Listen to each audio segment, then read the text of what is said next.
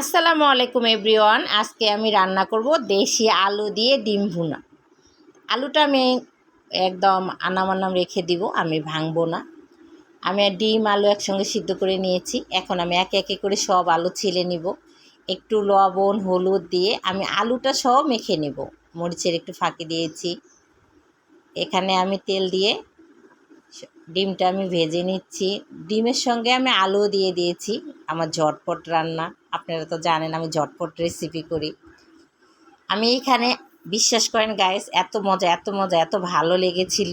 আগে ছোটো থাকতে দেখতাম আমার রংপুরে মানে আমার মা সবসময় এইভাবে রান্না করতো। তা আমি ভাবতাম এটা কী রান্না করে, এটা কী খায়, কিন্তু না গাইস, অনেক মজা, অনেক টেস্ট।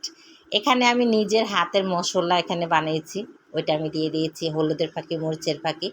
এখানে আমি আদা রসুন বাটা সব কিছু দিয়েছি।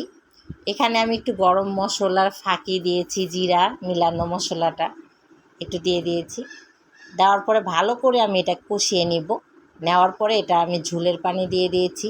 আমি কিন্তু আলুটা কোনো ভাঙি নেই, কোনো কিছু করি নেই। আলুটা কিন্তু আমি ডিমের সঙ্গে একদম গোটা আলু একদম রেখে দিয়েছি।